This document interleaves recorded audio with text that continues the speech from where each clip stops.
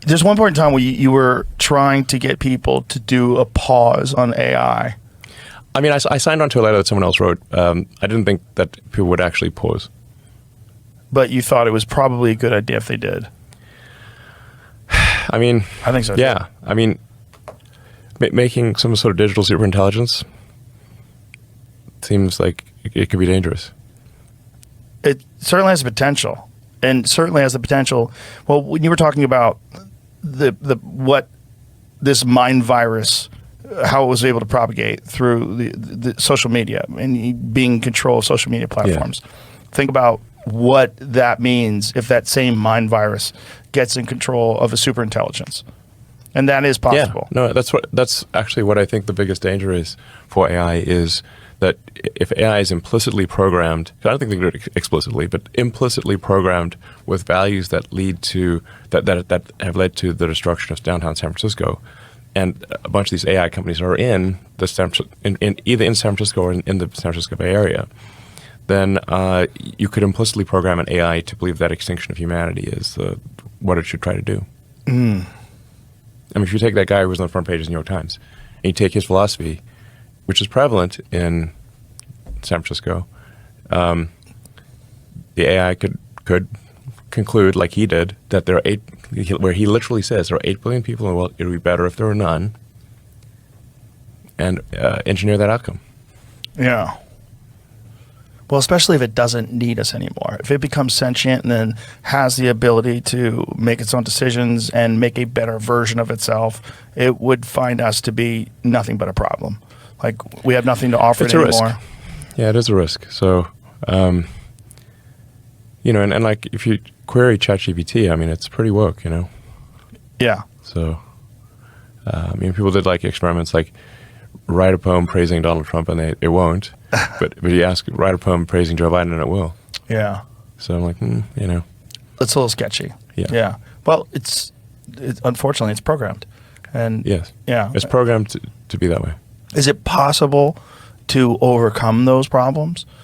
Is it possible that we could realize the dangers that are involved in creating this, but somehow or another engineer it in a way that would be ultimately beneficial to people? Or is that just a whim? As a hope and a prayer, a utopian version of what could happen versus the most likely outcome?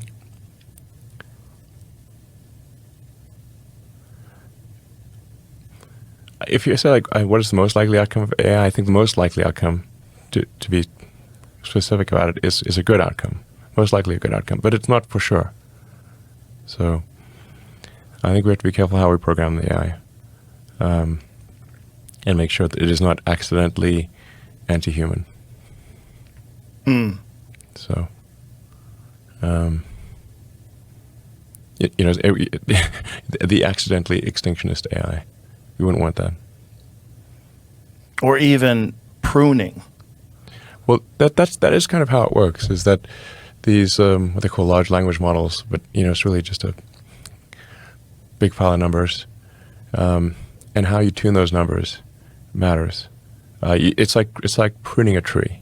You could have a mighty oak. You could be a little bonsai or a mighty oak. Mm. So, depending on how you prune it. Right. That's what I'm saying. Like, if it decided to prune, if it decided the real issue, well, perhaps, we cause problems. Or maybe it would prune places in the world that are, overwhelmingly polluting, like third world countries. Maybe we decide that they're not very necessary, particularly if we use computers or AI or some sort of robotics to do human labor. And then you have these areas where human beings are doing this labor and they're polluting, and there's all sorts of issues that come about because of that. You say, well, we just eliminate those people. We eliminate that issue, and then we have 30% less garbage in the ocean. And then it makes this call. Yeah. Yeah. It's something we should be concerned about. And I actually will need to go. Oh shit! Sorry, I need to go. Shall we wrap it up? Yeah, because I have to go to the airport. I have to fly. I'm flying to London. Yeah, you were explaining that.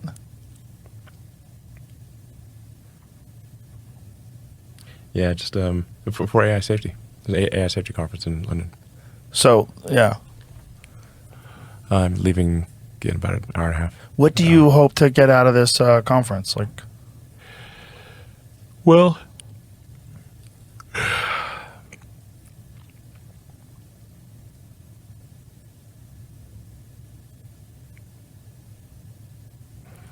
I don't know. I mean, I'm just generally concerned about AI safety, but it's like, what should we do about it?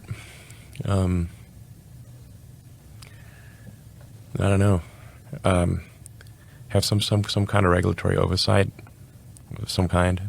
It's like you can't just go build a nuclear bomb in your backyard. You know, that's against the law, and you get thrown in prison if you do that. How much of a concern is it? I think maybe more dangerous than a nuclear bomb. Really? Yes. How much of a concern is it if another country develops it before us? I don't know if that we should just be concerned about AI being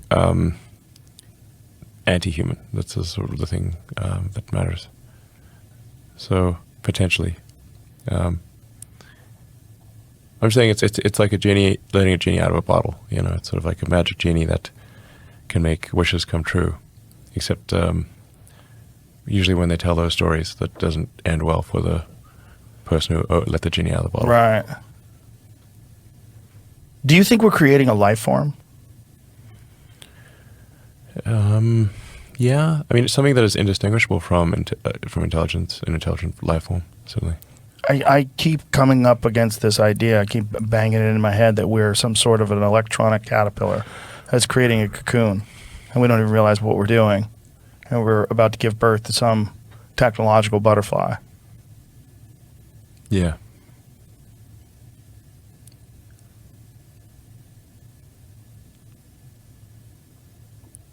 Yeah. Well, I think we're on the cusp of an artificial intelligence revolution. And, for